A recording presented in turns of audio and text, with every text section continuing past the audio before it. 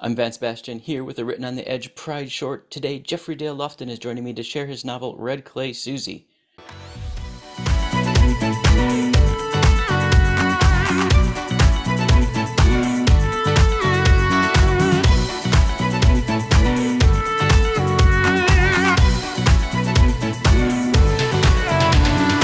So let's welcome my guest. Jeffrey Dale Lofton hails from Warm Springs, Georgia, best known as the home of Roosevelt's Little White House. He calls the nation's capital home now and has for over 3 decades.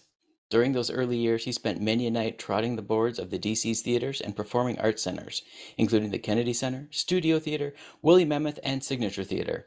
He even scored a few television screen appearances, including a residuals-rich Super Bowl halftime commercial, which, as accountant quipped, is the finest work of your career. His years telling the stories of playwrights and scriptwriters taught him the pull of a powerful story arc and the splendor of language well used. Today, he's a senior advisor at the Library of Congress, surrounded by books and people who love books.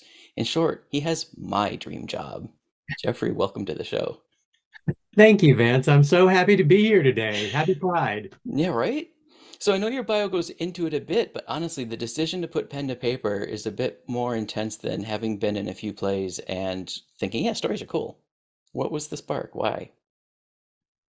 Well, yeah, I think it's sort of it was the next natural step for me to go from that to writing a novel. But my debut novel is getting a little deeper into it. It's what I've come to think of as an exorcism by exposition. It is inspired by true events. Red Clay Suzie began its life really as journal entries, Okay. born of a lot of pain and frustration and humiliation and anger. And I'll explain in more detail. So, when I left home for LaGrange College, it was which was just a few miles away from where I grew up. I guess like all college kids, I had an opportunity to reinvent myself, Mm-hmm. and so that was, I mean, it was which was, I had, I think, my more than my fair share of introspection. That process that I went through at that time was really releasing long pent up um, memories of bullying and body shaming and homophobia from fellow students and even members of my own extended family and teachers. And when I got to college, it sort of just exploded out of me. And by instinct, I just wrote it all down in journals. Nice.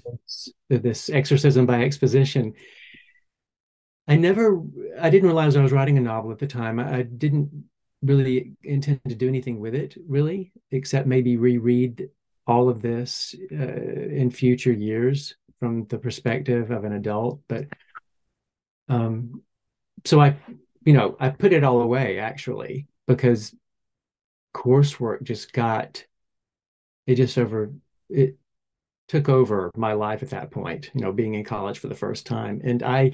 So I didn't go back to those journals and read them for decades. Mm-hmm. And so fast forward to Washington, D.C., where I moved after college for an acting job. If you want to call, a Renaissance fair an acting job, I think I was a court jester. but Oh, that's a fun one, though. That's one of the fun ones. it was really fun. Like it was really fun. Um, but I I went for the summer, but I stayed. I stayed and in Washington D.C. And I mean, I've always thought, well, I've always loved reading. I've always loved reading and storytelling. Mm-hmm. And then, years later, Washington D.C., I reread Harper Lee's to Incandescent to Kill a Mockingbird. Mm-hmm. I'd read it younger, when I was in school, when I was much younger. And then I read Andre Aciman's Call Me by Your Name. And I had never seen the film. I still haven't seen the film. No? Title of that novel, just Call Me by Your Name, it just unraveled me. Mm-hmm. And somehow those two novels, read one after the other, it just I can't think of a better way to describe it other than it just broke me wide open. And that's when the embers of that creativity became alive. And I went back to those journals. I found them packed away and I reread them. Those it was raw and the emotion was so white hot. And I started to write again. And it turned into Red Clay Suzie. Nice. Yeah. So, for listeners who haven't seen the book advertised yet, is it a memoir? Is it fiction? Is it a blend of both? Well, it's to use a literary term, it's a fictionalized memoir, and it's you know reliving those years of living life on. I think of myself as a fringy, always living on the outside, looking in, trying to figure out, trying to figure it all out. Hmm. It was so tough. It was. Um, I shed a lot of tears. Um, and along the way. And I mean, many people have asked me if it took if it took courage to write Red Clay Suzie. And rather than taking courage, I think that writing my debut novel Red Clay Suzie gave me courage. Because at first I was writing it for myself. I was writing it to get all of that, out of me, that humiliation, that anger, that confusion, that shame. It was shame. Was trying to get that out of me. But about halfway through writing it, and when I started writing it after rereading the journals, I actually wrote it on my mobile phone, Oh, wow. going to and from my job at the Library of Congress. Nice. I would go home and transfer it to the computer, through the cloud, and I would compile it. But I had a good chunk of time on the train to write. But somewhere along in there, I decided that I wasn't writing it for myself anymore. I was writing it for those younger people, those at-risk people who are younger, who are going through today what I went through years ago. Those people who feel marginalized like I did. Hmm. And I count that realization as kind of a triumph, to share. Right. So, Um, yeah. without giving plot spoilers, what should people expect from it? Well, I'll tell you a little bit about it. It's Red Clay Suzie takes you into the heart and mind of a little boy uh, named Philbert, who is gay and physically misshapen, and he struggles to understand life and love in this deeply conservative, very small community in the rural South, in Georgia in particular. Hmm. He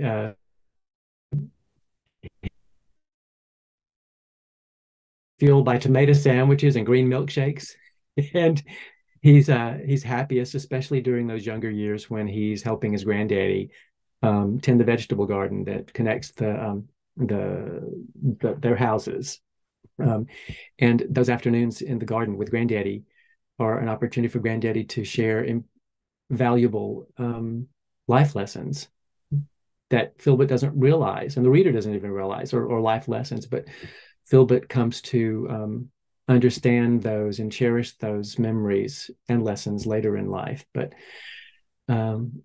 Philbert's, his world is shattered along the way. His resilience is shaken by a series of events that crush his innocence, and his fragile sense of security, and convince them that he is simply not fit to be loved by Knox, who is an older boy he idolizes to distraction.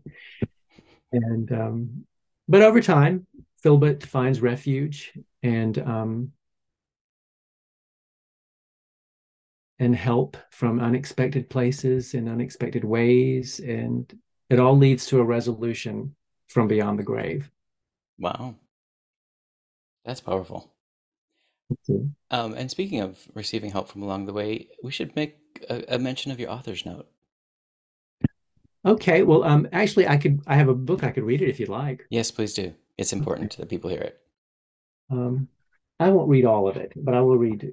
I'll read part of it. I thought I had it marked here, but I may have removed my bookmark. Oh no. Um, so this is the book. Uh, Through this child in rural Georgia, I want my fellow outsiders to know that bullies are paper predators who have no more power than you yourself give them. They are as scared of life as you, and once you understand that, they lose their sovereignty, as if a gentle wind catches on the edge of them and lifts them away. Know that whatever imperfections, real or perceived, your body has, it is beautiful. It is precious. Treat it with kindness and care so that it carries you as far as it is able. Know that you should not give in to your inclination to hide, to withdraw from the world. Know that there will always be a caring someone you can trust somewhere in those concentric circles of humanity that surround and follow you through life. My fellow fringies, above all else, know that it is the quality of your mind and heart that matter most. Else. Bravely bestow it on whomever is worthy of the gift. That's what I wish my younger self had known. That's Philbit's story. And if I could magically go back in time, and that's what I'd whisper into the ear of my younger self. It's beautiful. Thank you. Hmm.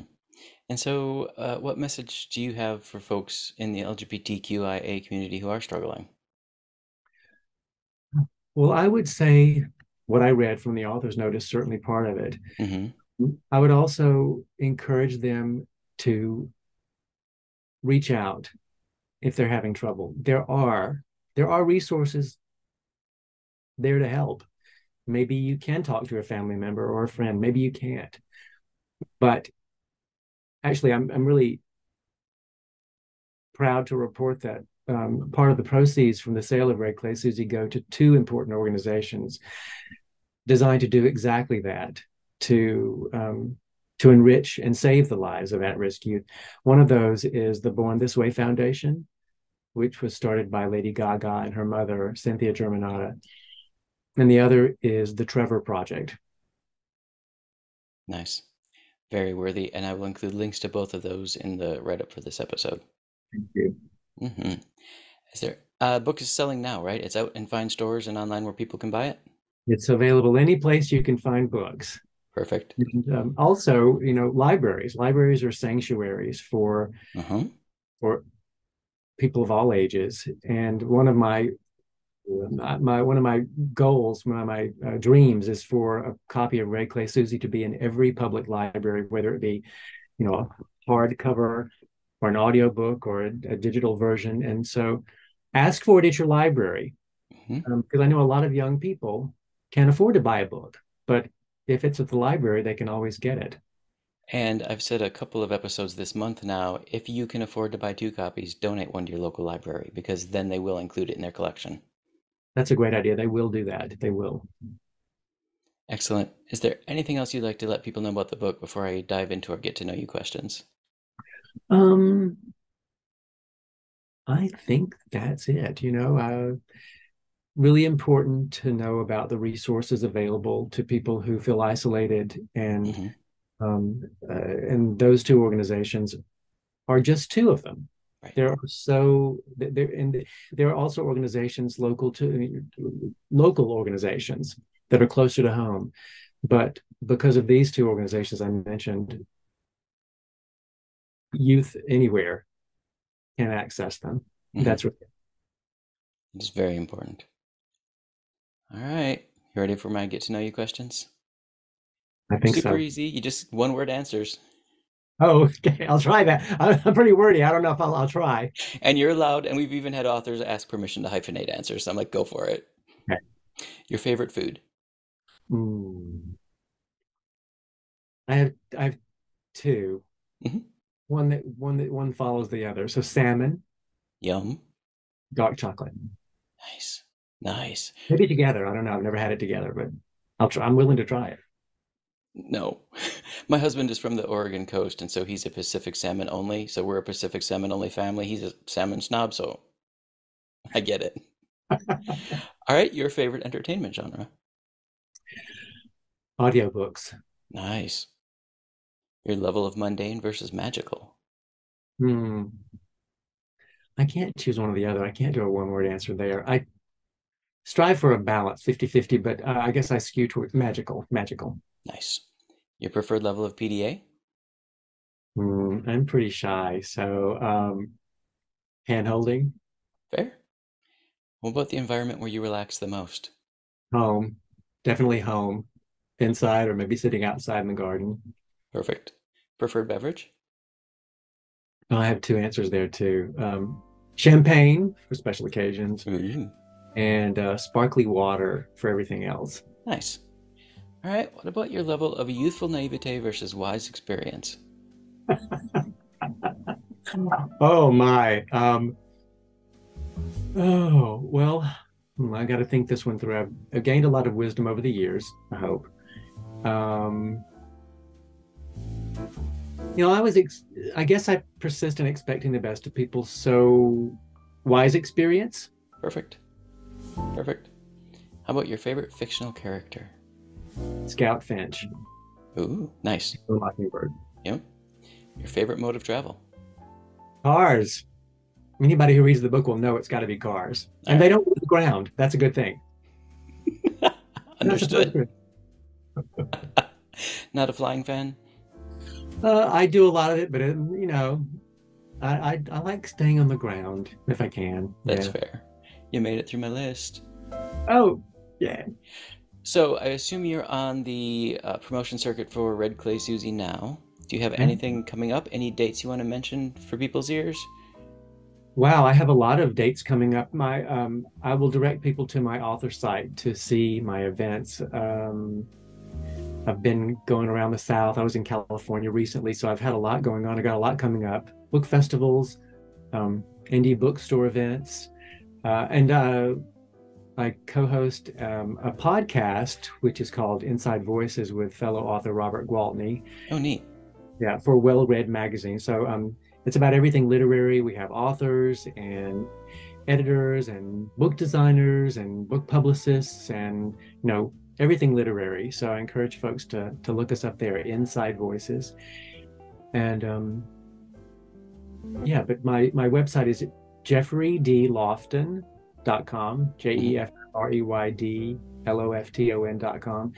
And all my events are there. I'd love to see folks. I love meeting folks out in the wild. Perfect. Perfect. And then come get their book signed and ask questions. Yeah. And I don't just sign the book. I don't think I have one here. I have a whole production line. It gets two stamps. Oh, I do Wow. have it. I'll show you. So the book has cars feature prominently because this child is obsessed with cars. And so I have this is one of the cars, the 1972 Pontiac GTO, and he gets a stamp every time I sell a book. Put a stamp in it and I sign it. Um, and it's green, of course, because that's this child's favorite color, and all the cars are green. Nice. I like it. I like it. All right, folks, hit the website so you know where those are. Are you active on a social media? I am on most all of them: Facebook, Instagram, TikTok, starting to get on, and Twitter, but really anywhere you can find me. And they're all linked on my jeffreydlofton.com author site. Perfect. All right, do you have any final words of wisdom? Read queer books. And you vote with your dollars by buying them, folks. Yeah. Especially in this Pride Month. All right, I would like to extend a huge thank you to Jeffrey D. Lofton for joining me. Thank you so much. Thank you for having me, Vance. I really appreciate it. Enjoyed it. It's my pleasure. All right, folks, we at Written on the Edge are proud to introduce you to new media by queer content creators. So like, subscribe, hit all the bells and whistles. Have a wonderful Pride Month, and we'll see you next week.